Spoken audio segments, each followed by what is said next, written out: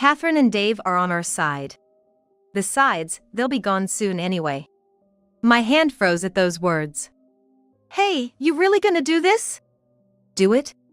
That sounds awful. It's an accident, just an accident. John and his wife, Jane, were so engrossed in their conversation that they didn't even notice I was there. My younger son's wife said to me, "Please call the police immediately, Catherine." I immediately dialed 911. I'm Catherine Johnson. I just turned 71 last month. I've spent 50 years as a homemaker alongside my husband. Thankfully, we've had a joyful journey together. We've been blessed with 2 sons.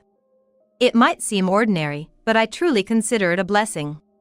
My husband, Dave, is the second-generation owner of a small wholesale company. He took over the company his father founded 20 years ago. Thanks to some loyal clients, the business has been running smoothly. Now, both our sons work at the company as executive vice presidents. Our eldest, John, graduated from a renowned university here in the US. He's always been top of his class and other moms often praised him. I was always so proud during parent-teacher conferences. Even in college, he worked hard and graduated as the valedictorian. After that, he joined our family business, which at the time was led by my father-in-law. He was always a bit too serious, and never seemed to understand how to approach women, so I was worried about his love life. But then, about 10 years ago, he introduced us to a lovely woman named Jane. From what I gathered, she didn't come from a wealthy family. But she always smiled at me and never forgot my birthday. She'd often bring over some home-cooked meals, saying, "I made too much, Catherine." She came across as kind, thoughtful, and smart. They haven't had children yet, but I adore them both. Our younger son, Robert, is a different story. Robert, unlike John, was never academically inclined. But he was always popular with the ladies. During college, he always had a different girl by his side. He barely graduated, and instead of joining the family business, he worked in a general corporation. That's where he met Sarah. Unlike Jane, Sarah is a bit standoffish and only interacts with us when necessary. She's punctual and would send gifts during Christmas and Thanksgiving and visits during holidays. But there's always been a distance. They chose to live in the next town over, buying an apartment. I never felt the warmth in her tone. After working for about 10 years at the corporation, Robert quit and joined our family business. But he's always been quite carefree, giving Dave and John quite a headache. Still, to me, he's my adorable son. I'm sure both John and Robert will continue to do their best for the company. One day, I was shopping alone. Spring was just around the corner. I was looking for some clothes to wear at the company events.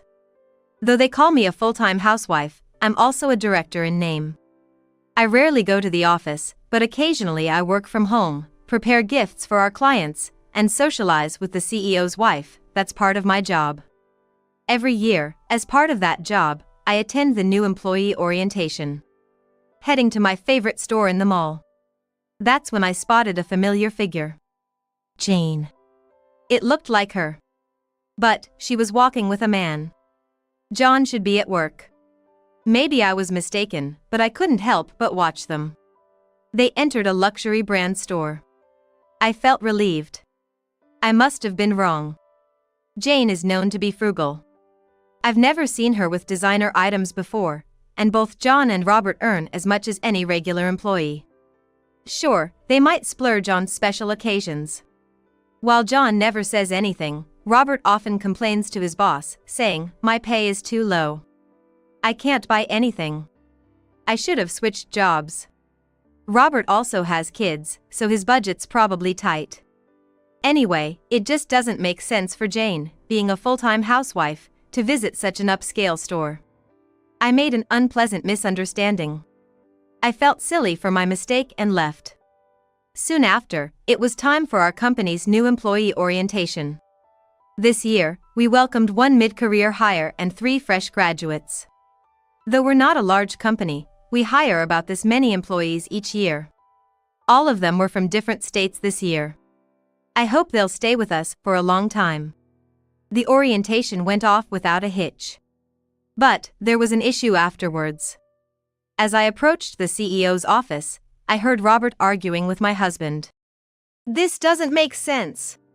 You must have done something." Robert, face red with anger, was confronting my husband. John was trying to calm him down. "What's going on?" I hurriedly asked. "The accounts don't add up," Robert shouted. "The accounts?" I was clueless. I asked her for more details. He explained the discrepancy in detail. "You must have skimmed off the top," my husband shot back. Robert retorted. "Don't be stupid. This is why I can't stand second-generation CEOs. What's that supposed to mean?" The argument between my husband and Robert was heating up. "Enough is enough." At that moment, John's voice rang out. "I'll look into the numbers. Both of you, just stop it. If other employees hear about this, it'll only cause unnecessary anxiety. Don't discuss such matters here," John told them. "You can always rely on the eldest." I was impressed by John's handling of the situation. Both my husband and Robert fell silent. I knew we could count on John. A few days later, John reportedly spoke to my husband. There was nothing suspicious in the ledger, but there was one instance of double payment. I quickly contacted the other party, and they agreed to adjust it for next month's balance. I think that's probably why Robert felt something was off. Thanks to him, we caught the error. Dave was clearly impressed by John's words. The brilliance with which he could discuss such a misunderstanding was noteworthy. He truly was an exceptional son, so much so that sometimes Dave wondered if he really was his own. With the busy rush of April and their earlier disagreement behind them, I was dining out with Dave. It had been a while since we enjoyed a meal together. We decided to splurge a bit and went to the top-rated sushi restaurant in the area that had recently earned a Michelin star. The dazzling dishes were a treat to the eyes. "Pretty soon, John and Robert should be thinking about treating their families to places like this," I said, enjoying the meal. "Nah, John, sure, but it's too soon for Robert," Dave replied. "But Robert did mention that he's struggling with 3 kids and a low salary, didn't he? If he worked as hard as John, I might consider it," Dave said, brushing off my concern with a laugh. "Oh, come on," I retorted, slightly annoyed. As the meal progressed, our stomachs became full. "We will bring out the dessert shortly," the waiter informed us before retreating. Dave sipped his tea, looking satisfied. "Oh, I've got a call. I'll be right back," he said, checking his phone. "Hurry back, the dessert will be out soon," I called after him. Alone in the room, I sipped my tea, enjoying the tranquility. However, a familiar voice from the next room interrupted my thoughts. "Listen here." It was loud and dominant. At the same time, I felt like I recognized the voice I heard. "Calm down. I told you we'd just see how things go for now." The voice that seemed like John's responded. Was that Jane, earlier? Were they here celebrating an anniversary or something? Realizing that my son and his wife were in the adjacent room brought a smile to my face. Once Dave returned, we'd surprise them. They'd never expect to run into us here. As I waited for Dave, the familiar voices of John and Jane continued to reach my ears. "What are you waiting for?" "I never expected Robert to notice." Their conversation was becoming heated. Fortunately, our room is the second to the last. I assume the voices of John and Jane from the very last room should only reach here. It's fine because it's us, but if it were someone else, it would have been bothersome. I thought we'd need to be careful. But soon, being careful would be the least of my concerns. Catherine and Dave are on our side. Besides, they'll be gone soon anyway. At that, my hand froze. "Hey, you sure we're gonna do this?" "Do what?" "That sounds bad." "It's just an accident, okay?" The two of them were discussing so intently, they probably had no idea I was here. Or that their voices could be heard in the next room. But first, about the money. You can skim off a bit more, can't ya? Last time I said it was a double payment and they bought it, but what am I gonna say if Robert gets suspicious again? I just sat there, stunned, looking up. I didn't want to believe it. John had always been so diligent since he was young. But after hearing their conversation, I turned pale. I was certain. The argument between Robert and my husband after joining the company. It was all because of these two. They had been embezzling company funds. With trembling hands, I called my husband. But either he was on another call or just didn't pick up.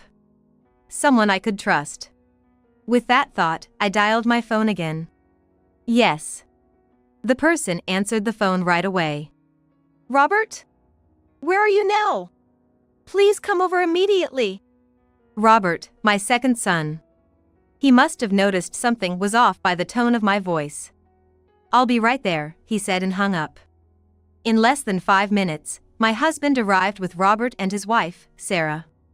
It seems they met outside. He probably told her that I had called for him. What happened? Robert said you called for him. I silenced my husband by placing my index finger to my lips with a shush. The ice cream dessert that had arrived while my husband was on the phone was now melting. I silently pointed to the room next door. The three exchanged glances. They all sat down quietly, focusing on the voices coming from the neighboring room. While my husband was away, I was alone, eavesdropping on a terrifying conversation next door. Time passed, but the two continued their conversation without stopping. The only time the conversation paused was when the waiter brought in their food. And then it would start again. Hearing about John's betrayal and its contents, I felt like I was going to faint. Jane? Sarah whispered. Hearing the voice from next door, my husband, Robert, and Sarah must have figured out who was there. That's why, daffodils. You know, if you confuse them with leeks, it can lead to accidents. Jane's voice was audible. The three probably didn't quite grasp the content yet. At the very least, she'll be hospitalized for a while. If we're lucky, there will be a funeral. So, we have to make sure no one finds out about the embezzlement until then. Robert let out a small, puzzled what? So, maybe we could just wait and see? John's voice was also heard. This conversation had been going on for a while. No way! We can't stop the flow of money. Jane countered John. If they find out, they won't let me take over the company. There's no way they'll find out. Or, before they do? They probably realized that this wasn't just an ordinary conversation. Sarah quickly activated the voice recorder on her smartphone. My husband remained silent, not saying a word. Robert was trembling. So, daffodils. That explains why you're planted in the garden. Yes, that's the reason. I've been bringing in dishes, and it seems they love my cooking. Even if it tastes a bit off, they'll just think it's a culinary mistake and eat it, right? I realized the true intentions behind their plans. I wonder what I should make. Scrambled eggs with leeks? They have to eat a lot of it. I wonder how much insurance money they have. Jane's cheerful voice was followed by loud laughter. Knowing my dad, he's got a hefty policy. I'll finally be the CEO. It was worth staying quiet and listening to them all this time. John's smug voice. Robert, consumed by anger, stood up. My husband didn't try to stop him. No! The one who stopped him was Sarah. Why? I asked Sarah. She seemed indifferent. She hasn't been very close with us, so maybe it felt like it didn't concern her. But Sarah calmly replied. If we confront them now, it'll play right into their hands. I'm sure both you and your husband would be swayed by John and Jane. My husband and I remained silent. So, what are we supposed to do? They're planning to poison my dad and mom. Robert exclaimed. To which Sarah responded. It's okay. We have evidence. So please, call the police right away. What? I hesitated at her words. Isn't involving the police a bit much? This is a clear case of embezzlement. And they are planning something dangerous. It's a crime. If we let it continue, both you and your husband might. But Sarah's words snapped me back to reality. Right, if we keep this up. The thought sent shivers down my spine. I hurriedly called the police. Sarah explained the situation to the restaurant staff and arranged for our meals to be served slower so that the two wouldn't flee. She also apologized for any inconvenience caused. Without her, Robert, in his heated state, would have probably confronted the couple in the next booth, and I, shocked and drained, would have likely forgiven them without doing anything. After a while, the sound of a police siren could be heard. Upon hearing it, Sarah went outside to guide the police. She told the three of us to wait inside as we probably wouldn't remain calm. We heard voices of Sarah and the police officers. Then, they opened the door to the neighboring room. What's going on? Jane's voice rang out. Sarah? It seemed the couple finally noticed her. John, Jane, I've heard your side of the story. I called the police because I thought it was necessary. Let's discuss this at the station to avoid causing more trouble here, said Sarah in her calm and composed voice, which never sounded more reassuring. What are you talking about? We were just having a regular conversation. Just imagine what my in-laws would say if they knew about this. They probably thought Sarah acted on her own. They mentioned us in their complaints, loudly objecting. Just because Robert isn't becoming the CEO, you called the cops to frame John?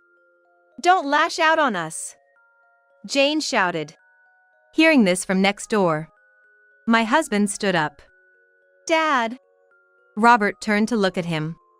The argument in the neighboring room continued. For now, let's move, suggested Sarah. Following her, an officer asked, would you mind coming with us voluntarily? I don't want to. I haven't done anything wrong, Jane exclaimed. Exactly. No need to go, John added. Oh really? I thought you had some excuse. Anyway, we're going to the police station now to file a complaint. Shall we go? Sarah said that. She must have called out to the police. Both of them don't seem to be feeling remorseful. We had to get up and go to the police station ourselves. I stumbled a bit. Robert was there to support me. Mom, you okay? Yes. Robert had been quite a handful in the past, but he's grown so dependable now. We left the room. In the hallway, there were Sarah talking to a police officer, presumably heading towards the next room. I wonder if John and Jane were further down. Mom, are you there? Hearing our voices, John shouted. He must have finally realized we were there. His voice sounded quite frantic. If you want to make excuses, I'd suggest you come with us. Next time, the police will be coming with an arrest warrant to pick both of you up. Sarah, as always, said this calmly. Both of them seemed to rise at her words. In all the shock, I had completely forgotten, but Sarah had taken care of the check for us. And so, John and Jane were taken to the police station in a patrol car. We followed them in our own car. Upon reaching the police station, John and Jane, who had arrived before us, were seemingly pleading with the police, saying things like it's a misunderstanding, and my sister-in-law is mistaken. We could hear them even from outside the room. Another officer led us to a different room. There, I recounted everything I had heard earlier. About the embezzlement of company money. And about preparing to poison us with daffodils. I started crying as I spoke. The officer was very considerate towards me. My husband held me by the shoulders. For the company losses, we'll need you to gather more information by tomorrow and then submit a detailed complaint about the embezzlement and the total damage. Dave responded to the officer's words. More than that, I can't forgive them for trying to harm my husband's parents. Sarah said that very bluntly. I was touched by how much she cared and stood up for us. The officer mentioned that, since they hadn't actually acted on their plans, they couldn't arrest them for attempted murder. However, after listening to the conversation Sarah had recorded, it seems they can arrest them for a preparatory offense. They had actually prepared the daffodils as poison and had been serving us food until now to lower our guard. The pictures I had taken of Jane's dishes would also serve as evidence. I hadn't taken them with that intention, but it's funny how things turn out to be useful when you least expect it. Listening to the officer and hearing Sarah's voice, my initial sadness turned to anger. We need them to be arrested and to reflect on their actions. But more than that, the feeling of betrayal from the son I had raised and his wife I had loved deeply grew stronger. I wish they would see hell. The fact that I thought this scared me. Perhaps thinking this way makes me a bad parent. But maybe it's natural for a parent to feel this way. Robert and Sarah decided it was best we didn't meet John and Jane. My husband was furious and probably didn't want to see them, and they felt I might end up forgiving them if I saw them. That might not be the case. I'm pretty mad too. But it's also true that I might forgive them if they apologized.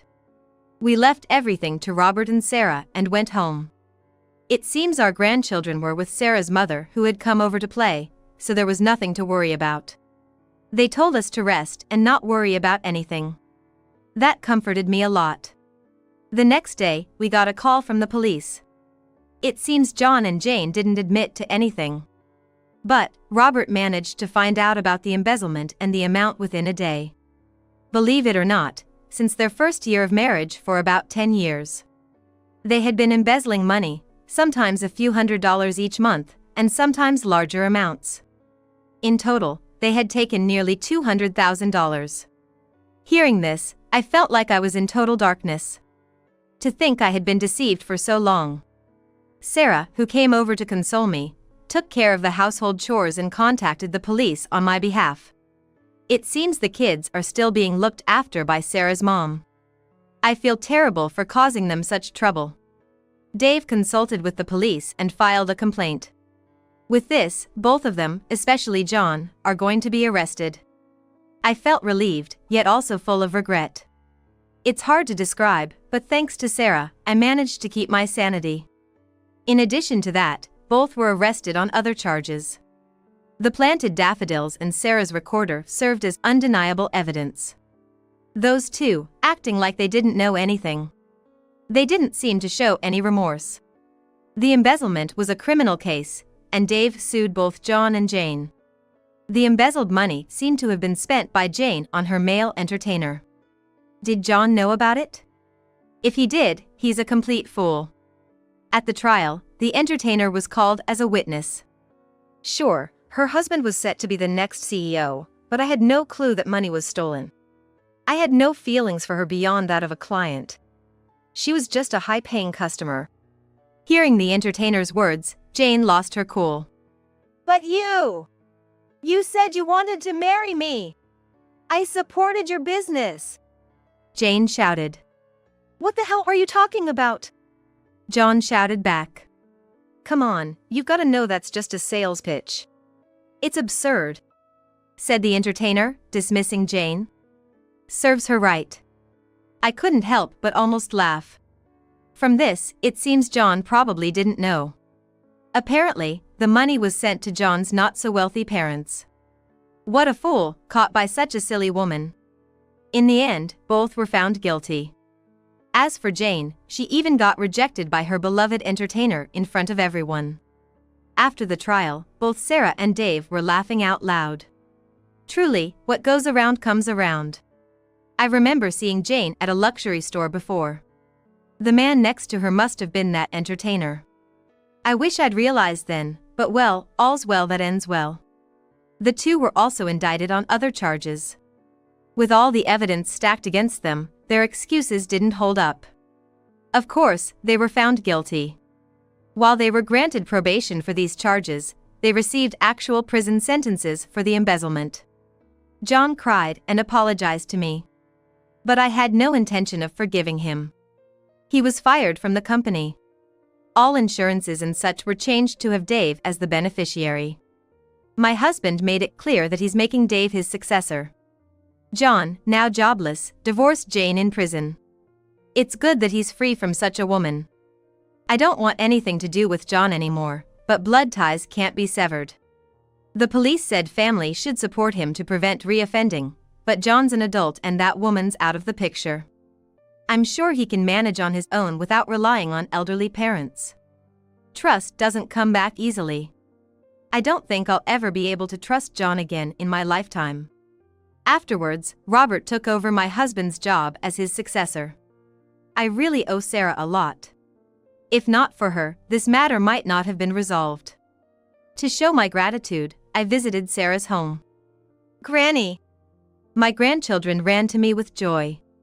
Sarah said, "Sorry for the mess," and led me to the living room. It had been a while since I visited their house. But it looked tidy, hardly a mess. I was delighted to see a photo of my 3 grandkids, myself, and my husband displayed. "Sarah, I can't thank you enough." I expressed my gratitude.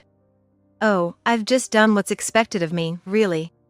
Sarah always said this in her usual calm manner. "You know, I used to be uncomfortable around you, Sarah. You never really tried to get close to us, did you?" "That's why," I murmured softly. "I knew you felt that way. But that's okay," Sarah responded. "I truly care about the both of you. Sometimes, when personal emotions get involved, they might cause discomfort. That's why I believe it's important to maintain a certain distance. It's all for valuing the two of you." Her words deeply resonated with me. Jane always tried to butter me up, and I was foolish enough to dote on her. But I was truly foolish not to notice Sarah's sincere feelings towards us. "Granny, look! A gift!"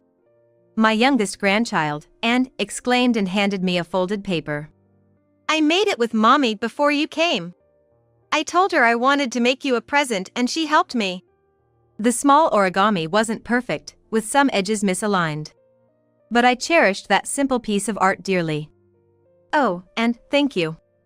Granny is really happy. I'll treasure it." My words seemed to delight Anne. I'm glad Robert married Sarah. With her around, I know Robert and my grandchild are in good hands. "Sarah, thank you so much. Let's keep supporting each other, okay?" My grandchild, looking puzzled at my words, smiled with a twinkle in her eyes, seemingly influenced by my joy.